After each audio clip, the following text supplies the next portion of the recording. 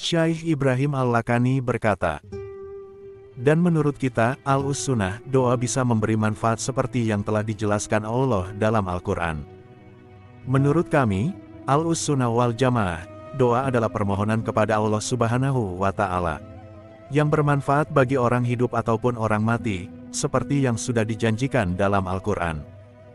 Penjelasan: permohonan kepada Allah Subhanahu wa Ta'ala, baik memohon kemanfaatan atau memohon terhindar dari bahaya, bisa memberi manfaat, artinya bisa mendatangkan manfaat dan bisa menghalangi bahaya dari hal-hal yang sudah ditetapkan kada mu'allaq maupun kada mubram.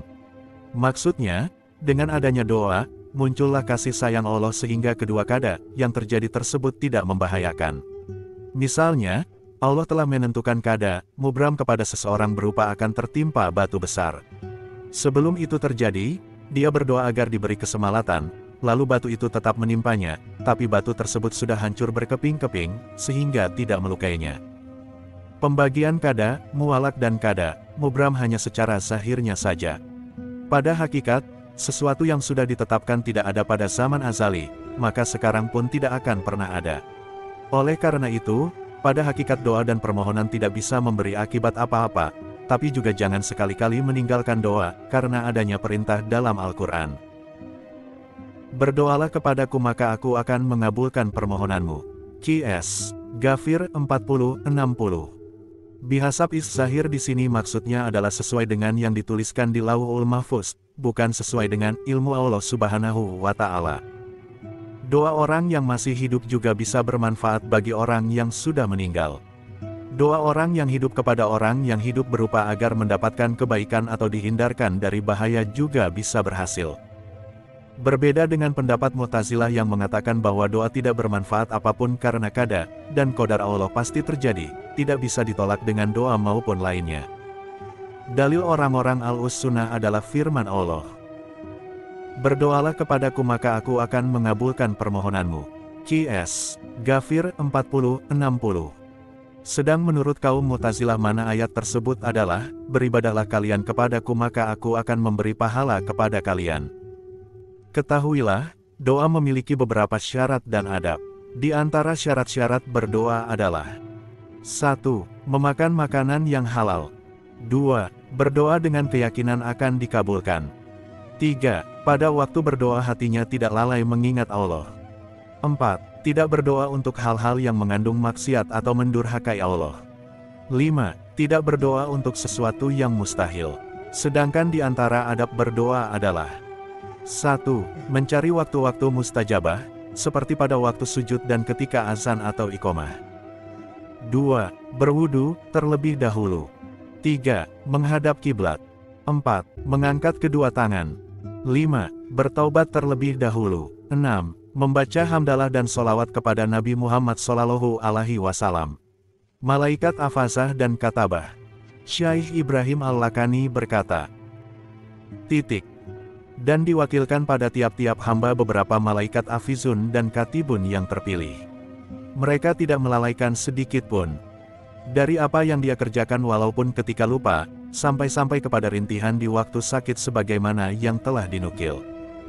Allah telah mengutus malaikat hafazah untuk menjaga hamba-hambanya, baik golongan jin maupun manusia, tetapi menurut satu pendapat hanya manusia saja. Allah juga mengutus malaikat katabah yang bertugas mencatat amal yang dilakukan semua hambanya. Tidak ada satupun amal hamba yang luput dari catatan malaikat katabah. Maksudnya, malaikat katabah tak pernah berhenti menulis amal perbuatan manusia, walaupun berupa amal buruk, sampai rintihan manusia ketika sakit pun dicatat olehnya. Hal ini sebagaimana keterangan yang telah dinukil oleh semua imam mazhab. Penjelasan: Allah telah memilih malaikat hafazah dan malaikat katabah untuk menjaga semua hambanya dan mencatat amal perbuatan mereka. Malaikat hafazah tak pernah meninggalkan manusia waktu sedetik saja, karena tugasnya adalah menjaga manusia dari hal-hal yang bisa membahayakan, seperti mencegah semut, ular, dan hewan lainnya agar tidak masuk ke telinga atau mulut manusia. Bagi tiap-tiap manusia ada 10 malaikat yang menjaga di siang hari, dan 10 malaikat yang menjaga di malam hari. Adapun perinciannya adalah sebagai berikut. 1. Satu malaikat di kanan. 2. Satu malaikat di kiri. 3. 2 malaikat di depan dan di belakang. 4. 2 malaikat di kedua kening. 5. 1 malaikat di ubun-ubun. 6. 2 malaikat menjaga 2 bibir, keduanya tidak menjaga apa-apa selain bacaan sholawat kepada Nabi Muhammad. 7. 1 malaikat menjaga agar tidak ada hewan yang masuk ke lubang-lubang tubuhnya. Ke-10 malaikat ini adalah malaikat Afasah.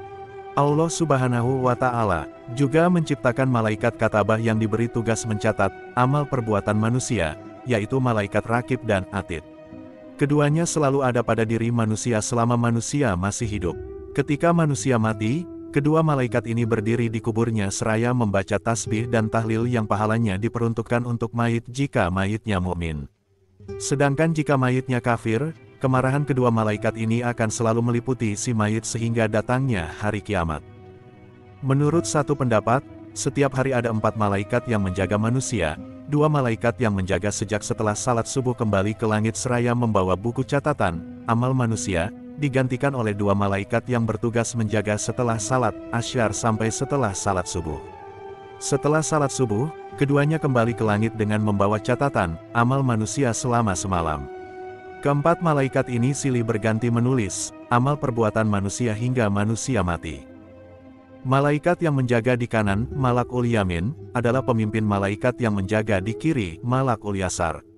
Ketika seseorang melakukan amal kebaikan, Malakul Yamin segera mencatatnya tanpa meminta persetujuan dari Malakul Yasar. Akan tetapi, ketika seseorang melakukan kemaksiatan, Malakul Yasar akan bertanya dulu kepada Malakul Yamin, apakah amal ini harus saya catat? Malakul Yamin menjawab, jangan mencatatnya, barangkali dia mau bertobat.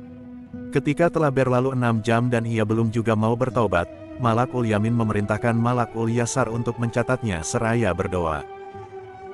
Semoga Allah mengistirahatkan kita daripadanya. Maksudnya, malaikat meminta diistirahatkan agar tidak mengetahui kemaksiatan manusia, karena malaikat sangat benci dan tersiksa ketika menyaksikan kemaksiatan-kemaksiatan. Tidak ada sedikit pun amal manusia yang luput dari pengawasan malaikat katabah. Semuanya ditulis, bahkan saat manusia lupa atau rintihan orang yang sakit, semua tercatat oleh malaikat katabah. Waktu laporan malaikat adalah setiap setelah salat asyar dan setelah salat subuh. Laporan globalnya setiap hari Senin dan Khamis. Laporan tahunannya setiap nisfu Sya'ban, pertengahan bulan Sya'ban. Jika semua amal sudah dilaporkan, akan diputuskan mana amal yang baik dan mana yang buruk. Maksudnya, amal perbuatan yang tergolong dalam hukum wajib, sunnah, mubah, makruh dan haram. Catatan, amal yang tergolong mubah dan makruh dibuang ke laut, lalu dimakan ikan. Setelah memakannya, ikan tersebut mati dan berubah menjadi ulat yang memakan tanaman di sana.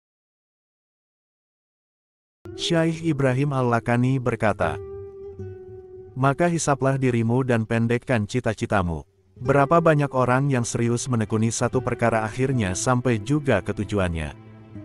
Jika engkau sudah mengetahui bahwa ada yang menjaga dan menulis amal perbuatanmu, maka hisaplah dan telitilah dirimu sendiri atas apa saja yang engkau lakukan setiap pagi dan sore hari, ketaatan ataukah kemaksiatan yang kau lakukan. Kemudian bersyukur dan bertaubatlah. Pendekkanlah cita-citamu, yakni pengharapan yang disukai oleh nafsu amarah yang menuntun pada keburukan. Jangan malas, sudah banyak orang yang bersungguh-sungguh akhirnya bisa mencapai tujuannya berkat pertolongan dan anugerah dari Allah Subhanahu wa Ta'ala. Penjelasan: setiap pagi dan sore, teliti dan hisaplah dirimu sendiri. Jika melakukan ketaatan maka bersyukurlah, merasa bahwa itu semua atas pemberian Allah Subhanahu wa Ta'ala. Jangan sekali-kali merasa engkau memiliki amal yang baik. Jika melakukan kemaksiatan, segeralah bertaubat. Setiap ingin melakukan sesuatu, jangan langsung melakukannya. Pertimbangkan terlebih dahulu hasil yang akan engkau peroleh, berakibat baik atau buruk. Jika perbuatan itu tidak ada manfaatnya untuk kepentingan akhiratmu, jangan sekali-kali kau lakukan. Jangan menyusahkan malaikat katabah karena engkau melakukan hal-hal yang tidak bermanfaat untuk akhiratmu. Engkau harus malu pada malaikat katabah karena melakukan perbuatan yang tidak bermanfaat bagi akhiratmu, karena hal itu akan menyusahkan malaikat katabah dan juga dirimu sendiri. Seorang mukmin tidak diperbolehkan berangan-angan bahwa hidupnya masih lebih dari 24 jam, kecuali bagi para ulama, akhirat yang memiliki angan-angan berumur panjang agar bisa bermanfaat dan memberi petunjuk pada orang-orang muslim, bahkan mereka mendapat pahala atas niat tersebut. Kita diharuskan memperbanyak mengingat kematian. Jika kita masih hidup saat pagi hari, belum tentu kita bisa menjumpai sore hari. Jika kita masih hidup saat sore hari, belum tentu kita bisa menjumpai pagi hari, sebagaimana sabda Rasulullah. Jadilah engkau di dunia ini laksana orang yang sedang bepergian. Akan tetapi, ulama akhirat tidak dianjurkan banyak memikirkan kematian karena masih disibukkan memberi kemanfaatan bagi muslim lainnya.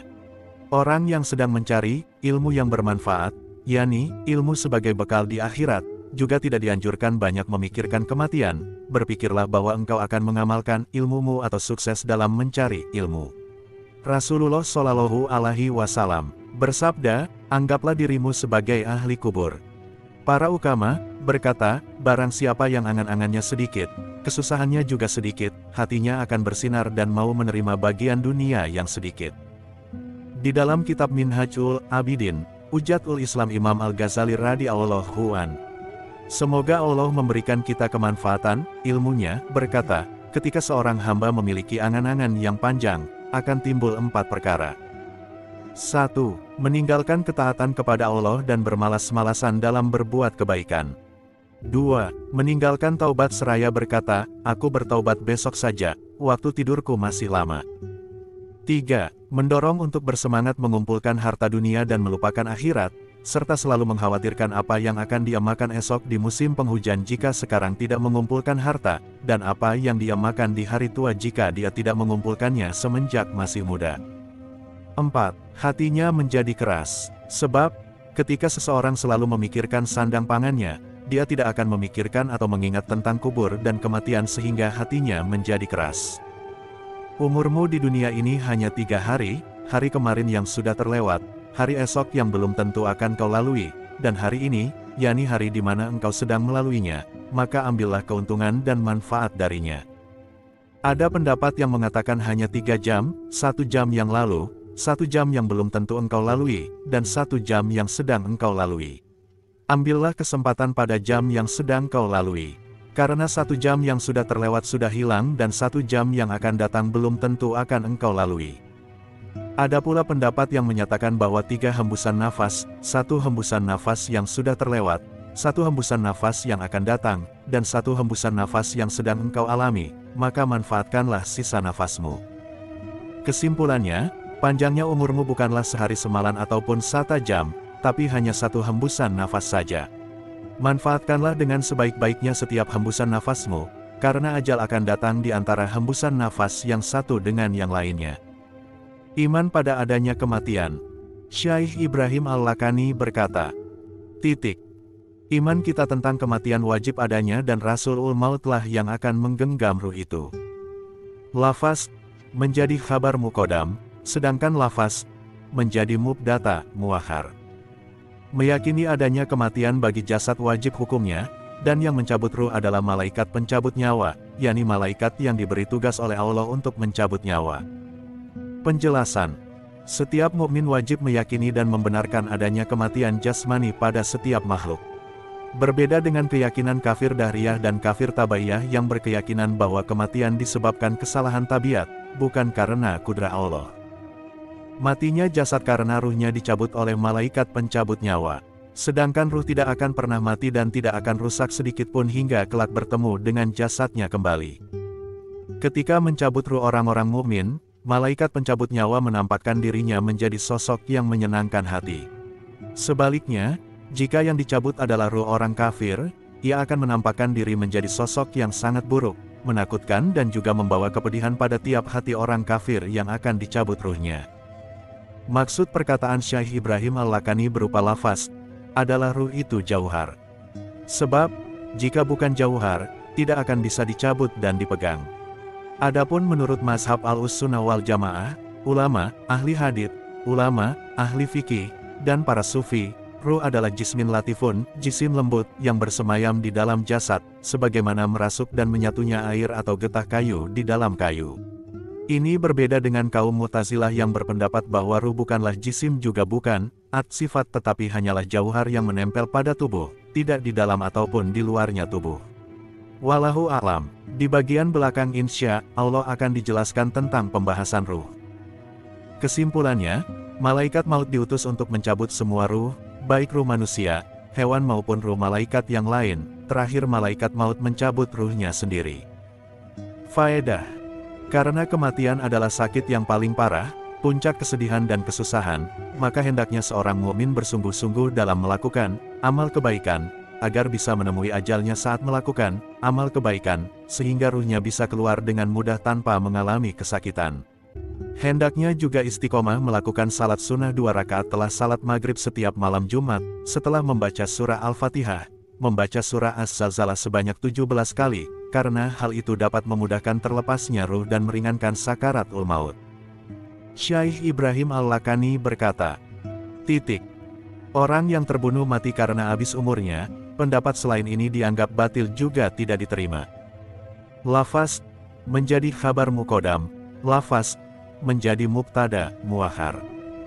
Orang yang mati karena dibunuh oleh orang lain atau hewan, semuanya mati karena telah datang ajalnya dan habis batas usia hidupnya, adapun keyakinan selain ini tidak bisa diterima. Penjelasan. Wajib meyakini bahwa orang mati disebabkan sudah datang ajalnya dan habis batas usia hidupnya, walaupun kematiannya dibunuh, bukan berarti orang yang membunuh tersebut bisa memutus ajal seseorang, bukan seperti itu. Sebab, tidak ada seorang pun yang bisa mempercepat atau memperlambat ajal seseorang.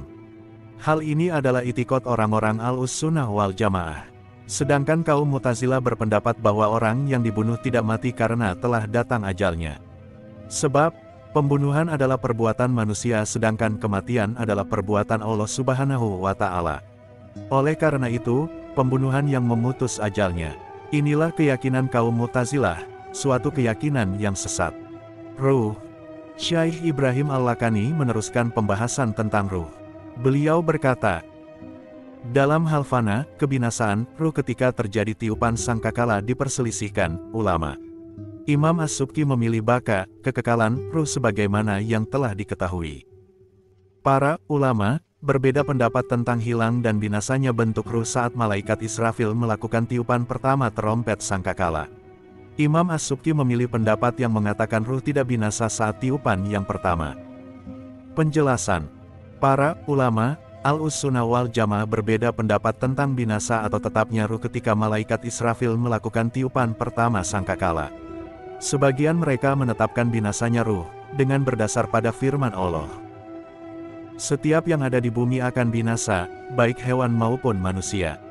Qs. Ar-Rahman 55:26. Sedangkan sebagian ulama yang lain, termasuk Imam As-Subki berpendapat sebaliknya, yakni ruh tidak binasa walaupun tubuh manusia sudah hancur dan menyatu dengan tanah. Ruh inilah yang akan menghadapi pertanyaan malaikat Munkar dan Nakir, karenanya ruh harus tetap ada, tidak binasa. Ruh orang mukmin akan mendapatkan kenikmatan sedangkan ruh orang kafir akan mendapatkan siksa. Tiupan pertama dinamakan tiupan kefanaan, kebinasaan. Jika sebelum tiupan pertama belum mati, maka akan langsung mati, dan jika sudah mati sebelum tiupan pertama, maka ruhnya lemah tak berdaya seperti ruhnya para nabi. Kecuali ruh Nabi Musa alaihissalam, 4 malaikat Jibril, Israfil, Mikail, Izail, dan para bidadari. Semua arwah tertidur, termasuk arwah orang-orang kafir.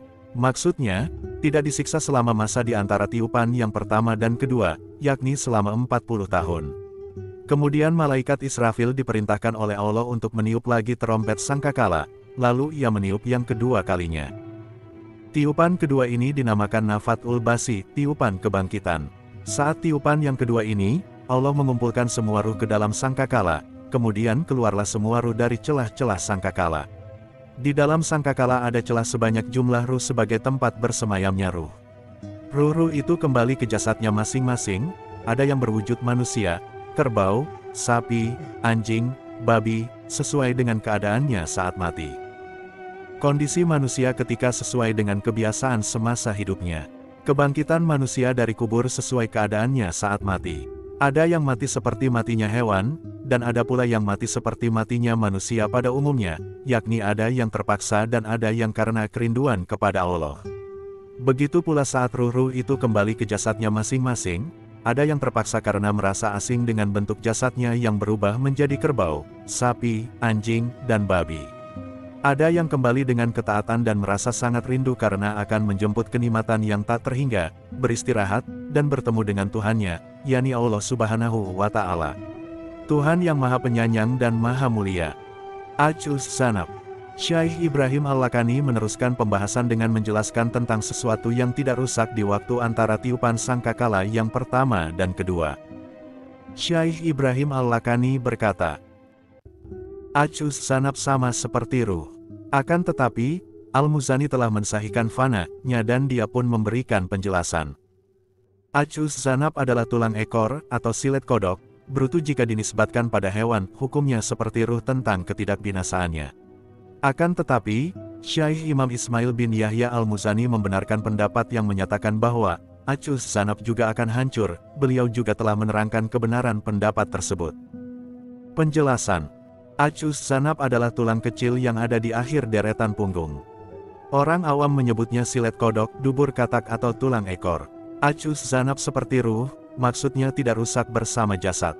Hal ini berdasarkan hadits Rasulullah Shallallahu Alaihi Wasallam yang diriwayatkan oleh Imam Bukhari dan Muslim. Tidak ada sesuatu dari manusia yang tidak hancur kecuali satu tulang, yaitu Acuz Zanab. Darinya akan diciptakan makhluk pada hari kiamat. Hadis riwayat Bukhari Muslim. Dan juga disebutkan dalam hadits riwayat Imam Muslim. Setiap manusia akan dimakan oleh tanah kecuali Acuz Zanab. Darinya manusia akan diciptakan dan darinya manusia akan disusun kembali. Hadis riwayat Muslim. Ketahuilah, saat ditiupnya sangkakala yang pertama, semua manusia dan makhluk di dunia ini akan mati termasuk malaikat Israel. Kemudian turunlah hujan yang berbentuk seperti air mani selama 40 hari, sehingga bermuncullah manusia sebagaimana jamur yang keluar dari dalam tanah. Yang terlihat pertama adalah bagian kepalanya, semuanya tumbuh dari Acuz Zanab yang berubah menjadi seperti biji. Mereka bermunculan sesuai dengan keadaan saat mereka mati. Ada yang berupa kerbau, sapi, anjing dan babi. Setelah itu Allah memerintahkan malaikat Israfil untuk meniup sangkakala untuk kedua kalinya. Kemudian mereka bangkit dan hidup kembali sebagaimana yang telah disebutkan. Itulah hikmah tidak binasanya Acuz Zanab. Adapun menurut Imam Al-Muzani, Acuz Zanab adalah rusak, hancur lebur menyatu dengan tanah. Allah Subhanahu wa Ta'ala Maha berkuasa untuk menghidupkan manusia kembali tanpa diawali dari biji Acuz Zanab. Pendapat ini berdasarkan firman Allah Subhanahu wa Ta'ala. Setiap yang ada di bumi akan binasa, baik hewan maupun manusia. Qs. Ar-Rahman 55:26. Ayat ini mengisyaratkan bahwa rusaknya semua manusia juga menetapkan rusaknya bagian dari anggota tubuhnya. Menghususkan ayat Kullu syai'in halikun. Setelah Syekh Ibrahim Al-Lakani menjelaskan bahwa ruh dan Acuz Zanab tidak akan rusak sedangkan Al-Quran menyebutkan bahwa segala sesuatu akan binasa, maka beliau berkata, para ulama telah menghususkan ayat Kullu syai'in halikun dari keumumannya. Maka, carilah apa-apa yang telah mereka ringkas. Ayat Al-Quran yang menyebutkan bahwa segala sesuatu pasti binasa, di ayat yang demikian pasti ada sesuatu yang dikecualikan dari keumumannya oleh para ulama, maksudnya pasti ada yang tidak binasa. Walaupun menggunakan lafaz syai kalimat, tidak menghabiskan semua syai, maka ketahuilah sesuatu yang dikecualikan oleh para ulama. Penjelasan. Ayat adalah lafaz amul makhsus, lafaz umum yang dikhususkan, maksudnya ayat yang umum yang telah dikhususkan atau keumumannya khusus selain sesuatu yang telah dikecualikan oleh para ulama. Walaupun menggunakan lafaz syai, tapi tidak berarti bermana semua hal. Sebab, ada beberapa hadits Nabi yang menjelaskan adanya beberapa hal yang tidak akan rusak atau binasa, yaitu 1. Ruh. 2. Acuz Zanab tulang ekor. 3. Jasad para nabi. 4. Jasad orang yang mati syahid. 5. Arsy. 6. Kursi. 7. Surga. 8. Neraka. 9. Bidadari surga. Semua hal itu tidak rusak walaupun termasuk syai. Ini menurut pendapat Ibnu Abbas radhiyallahu an. Ulama yang lain berpendapat bahwa ayat tersebut tidak mengandung adanya sesuatu yang dikecualikan, semuanya tercakup dalam syai. Mana ayat tersebut menurut mereka adalah, segala sesuatu mungkin rusak, dengan mana ini, tidak membutuhkan pengecualian karena segala sesuatu memang mungkin rusak atau binasa kecuali zat Allah. Larangan membahas masalah ruh secara mendalam. Setelah Syekh Ibrahim Al-Lakani berkata, dan janganlah engkau mendalami pembahasan tentang ruh, karena tidak ada nas dari syari, Allah Subhanahu wa Ta'ala, tetapi pengikut mazhab Malik berpendapat bahwa ruh berbentuk seperti jasad. Maka, cukuplah bagi engkau nas dengan sanad ini. Kita semua, orang-orang Ahlus-Sunnah wal Jamaah, tidak boleh membahas dan membicarakan tentang ruh dalam redaksi lain menggunakan kata taruhah.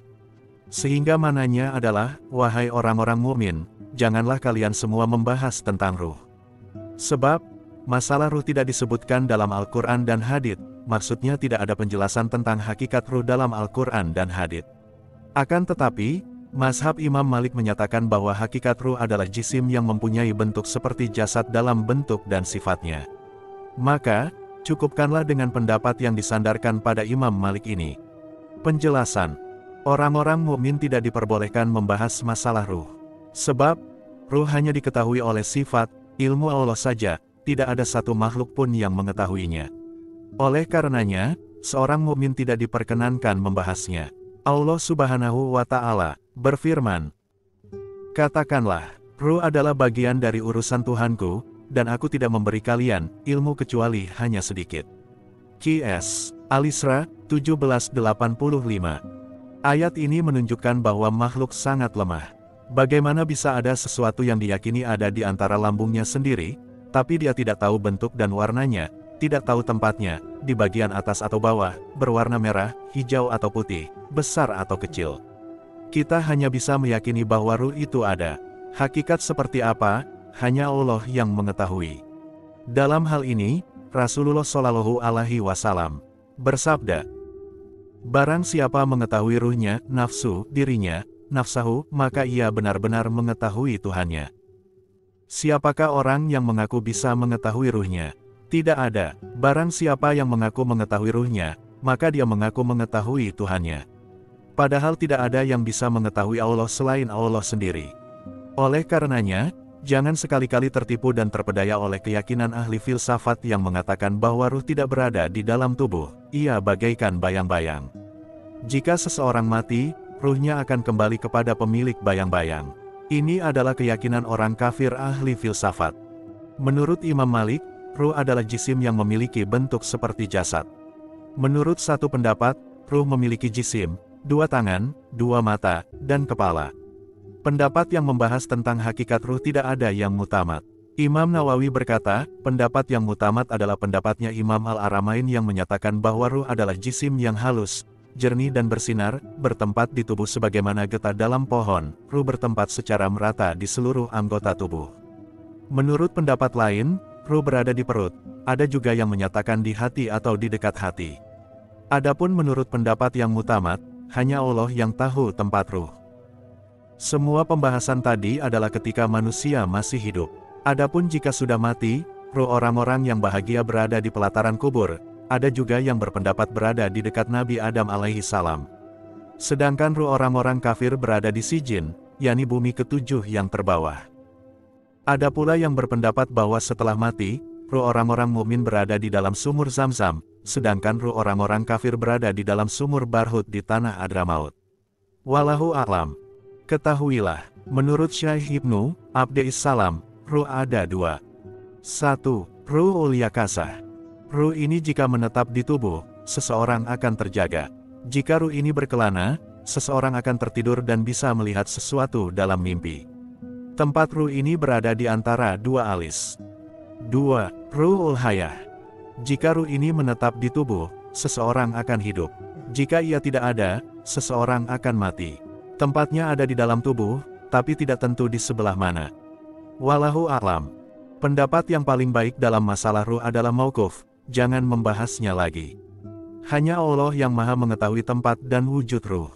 Kita hanya wajib meyakini bahwa ruh kita ada. Jangan berpikir dan berangan-angan seperti apa warna, bentuk, dan tempatnya. Kita wajib meyakini dengan mantap bahwa zat Allah Subhanahu wa Ta'ala wajib adanya. Jangan berangan-angan apapun, kita hanya wajib mengetahui sifat dan afalnya. Kita orang-orang awam jangan membahas ruhul idafi, ruhul jasmani, ruhul rabani dan lainnya, karena dikhawatirkan malah akan menimbulkan kekufuran. Akal.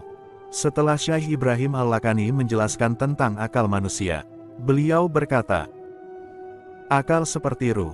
Akan tetapi, mereka menyatakan adalah khilaf tentang hakikat akal. Maka, perhatikanlah dengan sungguh-sungguh apa yang telah mereka tafsirkan. Akal bagaikan ruh dari segi tidak boleh membahasnya dan para ulama mauquf ketika membahasnya. Para ulama sudah menceritakan adanya perbedaan pendapat tentang akal. Lihatlah keterangan-keterangan di dalam kitab yang luas keterangannya, seperti kitab Ihya Ulumuddin. Kitab ini tidak cukup untuk menjelaskannya. Sebab, kitab ini disuguhkan untuk orang awam. Penjelasan. Pembahasan tentang akal seperti pembahasan tentang ruh. Sebagian ulama memperbolehkannya dan sebagian yang lain memauqufkannya, yakni tidak memperbolehkannya. Inilah pendapat yang mutamat. Lafaz bermana mencegah. Sebab, orang yang memiliki akal akan mencegah dirinya dari melakukan hal-hal yang bisa membahayakan dirinya. Jika ia tidak bisa mencegahnya, berarti ia tidak memiliki akal. Ketahuilah, akal dibagi menjadi 5 macam. 1. Akali garizi. Akal garizi adalah tabiat yang sudah menyatu dalam hati yang menjadikan seseorang siap mendapatkan ilmu yang bersifat nashari, rasional. 2. Akal kasabi. Akal kasabi adalah naluri manusia untuk berusaha bertahan hidup dengan cara mencari makanan dan berinteraksi dengan sesamanya. 3. Akal atai. Akal atai adalah semua yang sudah dianugerahkan Allah Subhanahu wa Ta'ala kepada orang-orang mukmin agar mendapatkan petunjuk menuju keimanan. Ringkasnya akal atai adalah akal yang menuntun pada keimanan. 4. Akal zuhlat. Akal zuhlat adalah akal yang menjadikan seseorang meninggalkan kenikmatan dunia dan memilih kenikmatan akhirat. 5. Akal syarafi. Akal syarafi adalah akal Rasulullah. Para ulama berbeda pendapat mengenai hakikat akal. Menurut satu pendapat, akal adalah sejumlah ilmu, yakni pengetahuan yang menjadikan seseorang mudah menangkap ilmu daruri. Contohnya, mengetahui jirim benda membutuhkan tempat dan mustahil benda tak bertempat serta tidak mempunyai arat sifat. Pengetahuan seperti ini disebut akal. Pendapat yang lain mengatakan, akal adalah sifat yang digunakan seseorang untuk membedakan antara yang baik dan buruk. Pendapat yang paling baik adalah, akal itu nur ruhani, yaitu cahaya yang bisa menjadikan seseorang menemukan ilmu daruri dan ilmu nashari. Ada pula yang berpendapat bahwa akal adalah latifah rabaniyah yang tidak ada yang mengetahui kecuali Allah Subhanahu wa Ta'ala, tak satu pun makhluk mengetahuinya. Ketika seseorang bisa mengetahui baik atau buruknya sesuatu maka latifah rabaniyah seperti ini disebut akal. Jika jasadnya hidup, dinamakan ruh. Jika bersyahwat kepada sesuatu, dinamakan nafsu. Ketiga perkara ini akal, ruh, dan nafsu berbeda watak dan sifatnya. Imam Al-Ghazali dalam kitab Ihya Ulumuddin mengatakan bahwa nafsu, hati, ruh, dan akal merupakan nafsu insaniyah yang menjadi tempat makulat, sesuatu yang rasional dan muhatab yang dikenai tuntutan hukum syariat, hanya Allah yang mengetahui hakikat. Barang siapa ingin mengetahui pembahasan 4 perkara ini, nafsu, hati, ruh dan akal, lihatlah dalam kitab Ihya Ulumuddin jika engkau memiliki pemahaman dan akal yang sempurna. Sebab, kitab tersebut merupakan kitabnya Fuhul Ulama. Akal bertempat di dalam hati, tapi cahayanya memancar hingga ke otak. Ada pendapat yang mengatakan ia bertempat di dalam otak karena jika otaknya rusak, akalnya juga akan rusak. Allah Maha mengetahui kenyataannya. Pertanyaan, siksa, dan nikmat kubur serta hari kebangkitan. Syekh Ibrahim Al-Lakani berkata, pertanyaan malaikat kepada kita kemudian, azab kubur serta nikmatnya adalah wajib diimani. Begitu juga hari kebangkitan di padang mahsyar. Wahai umat manusia baik mukmin maupun kafir, pertanyaan malaikat munkar dan nakir kepada kita serta siksa kubur dan kenikmatannya pasti terjadi dan kita harus meyakininya. Tidak boleh mengingkarinya. Begitu juga adanya albas, hari kebangkitan manusia dari kubur untuk dikumpulkan di padang mahsyar guna dibalas dan dihisap pasti akan terjadi, sehingga kita harus meyakininya dan tidak meragukannya sama sekali. Penjelasan. Semua orang mukmin wajib meyakini adanya pertanyaan malaikat munkar dan nakir yang akan diajukan di alam kubur atau dimanapun tempat dia mati. Walaupun jasadnya sudah hancur lebur atau berada di dalam perut hewan buas, ia akan tetap ditanya oleh malaikat munkar dan nakir. Diberi nama munkar dan nakir karena wajahnya menakutkan dan berwarna hitam, suaranya menggelegar bagaikan petir, dan mulutnya mengeluarkan api jika yang dihadapinya adalah mayat orang kafir atau orang yang fasik. Adapun jika yang ditanya adalah mayat orang mukmin, maka wajah malaikat itu rupawan, menyenangkan hati, dan perkataannya sopan. Pada saat itu, Allah Subhanahu wa Ta'ala mengembalikan ruh ke dalam jasad mereka masing-masing secara utuh. Ada juga yang berpendapat sebagian jasad saja. Tidak boleh berkeyakinan bahwa yang ditanya hanyalah jasadnya saja tanpa adanya ruh atau hanya ruhnya saja tanpa jasad. Pendapat yang paling masyhur menyatakan bahwa pertanyaan yang diajukan sesuai dengan bahasanya masing-masing. Mayat orang Arab akan ditanya menggunakan bahasa Arab, begitu pula mayat orang Ajam selain bangsa Arab bukan dengan bahasa Suryani. Pertanyaan dilakukan 3 kali selama 3 hari. Menurut satu pendapat, jika yang ditanya mayat mukmin, pertanyaan diajukan selama 7 hari, sedangkan jika yang ditanya mayat kafir, pertanyaan diajukan selama 40 hari. Adapun hal yang ditanyakan adalah seputar 2 kalimat syahadat. Ada pula yang mengatakan tentang keimanannya kepada Nabi Muhammad SAW, dan tentang ketauhidan. Malaikat munkar dan nakir mengajukan pertanyaan tanpa menyebut nama dan tanpa menghormati yang ditanya. Apa pendapatmu tentang lelaki ini, yakni Nabi Muhammad SAW? Pertanyaan kubur inilah yang dinamakan fitnah kubur. Tapi ada juga yang menyatakan bahwa fitnah kubur adalah adanya iblis yang menemani saat diajukannya pertanyaan kubur. Iblis berkata, "Wahai manusia, karena sewaktu di dunia engkau patuh padaku, sekarang patuhilah aku. Jika ada pertanyaan, siapa Tuhanmu? Tunjuklah aku, engkau tak perlu khawatir, karena aku akan selalu menemanimu. Inna lillahi wa inna ilaihi rajiun." Berhati-hatilah kalian semua, takutlah kepada Allah, dan mohonlah perlindungan kepadanya dari fitnah kubur.